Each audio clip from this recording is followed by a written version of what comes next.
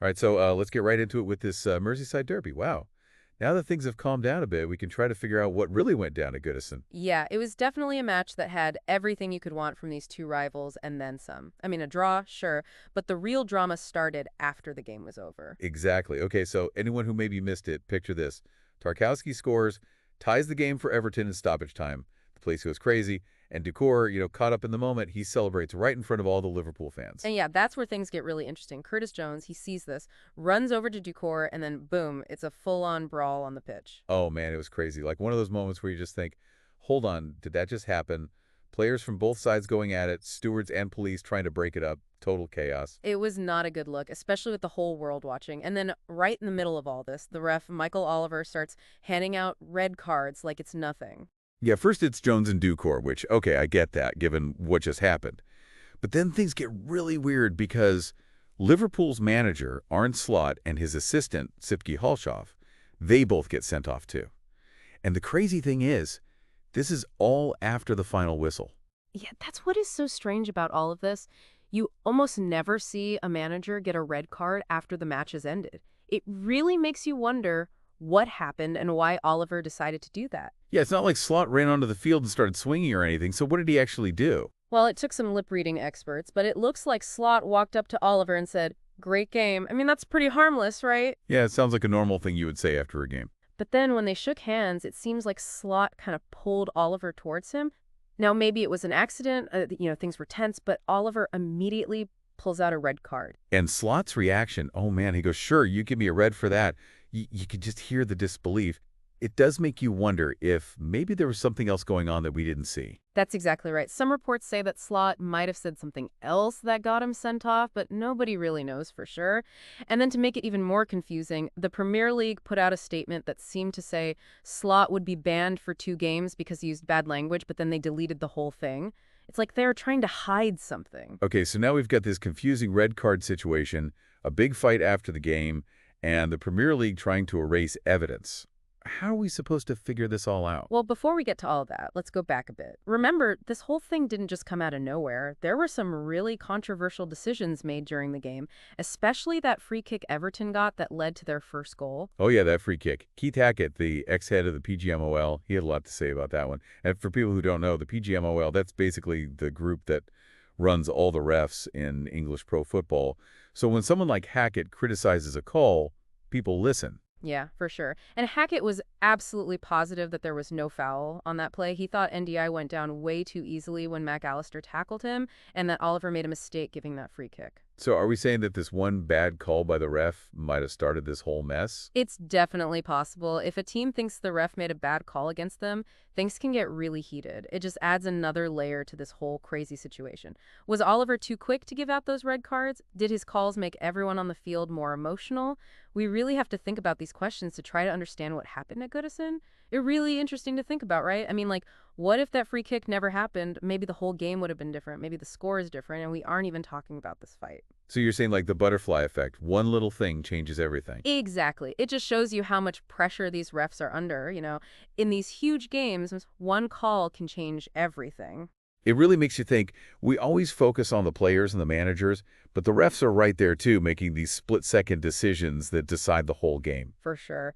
And, speaking of reactions, we can't forget about what Curtis Jones blasted online after the game. He wrote, "Always together." It seemed like he was talking to the Liverpool fans. What did you think about that? Honestly, it just felt kind of weird to me. I understand wanting to support the fans and everything, but after that whole brawl, it seemed like he wasn't taking it seriously at all. I see what you mean.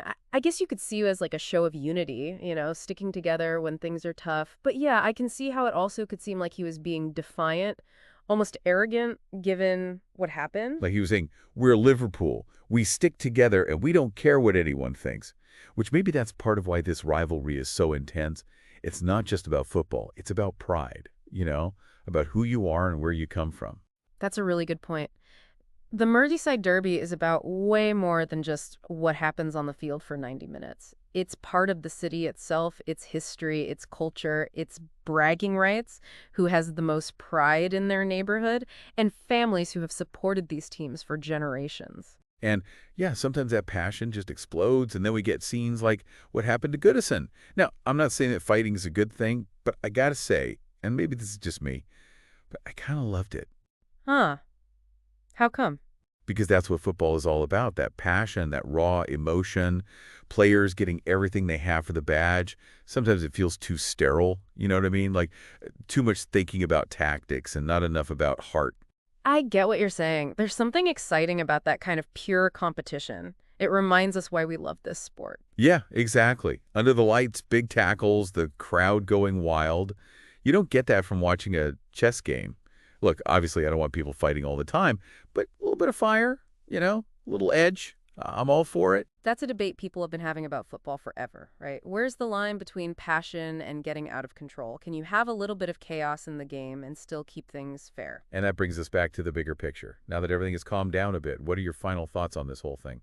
I think this whole thing is a perfect example of the problems facing football today. We all love the intensity, the drama, those moments that get your heart racing. But we also want to see good sportsmanship, respect, and fairness. Finding that balance between passion and staying in control, that's what will keep the game healthy for a long time. Yeah, and that's what I think makes this whole Merseyside derby thing so interesting. It makes us think about these tough questions about the game we love. Yeah, it's not just about pointing fingers or handing out punishments. It's about asking ourselves what we really want football to be like on the field and off. Right? Do we want that super clean tactical game where everything is like planned out? Or do we want a little bit of that old school toughness where you never know what's going to happen? And if we do want that edge, then how do we make sure it doesn't turn into just violence and disrespect? It's tricky. Yeah, for sure it is. But, after all the talk and opinions and everything, I just keep thinking back to how I felt watching the game.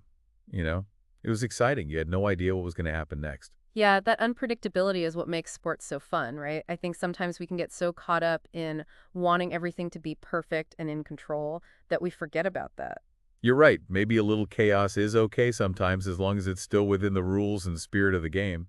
Maybe this whole thing, as crazy and controversial as it was, can remind us that at its core, football is about passion, emotion, those moments that you can't explain with logic. And those moments, even though they can be frustrating sometimes, they are what keep us coming back for more. For sure, because when those lights come on and the crowd is roaring, anything feels possible.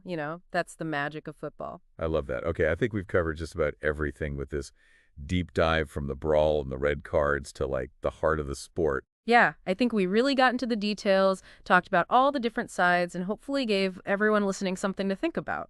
Absolutely. So until next time, everyone, keep that passion for the game alive. But let's try to use it in a way that celebrates this beautiful game, without forgetting about sportsmanship. We'll see you on the next deep dive, where we'll be taking a look at another interesting part of the world and breaking down the stories that matter. See you then. CCOCR.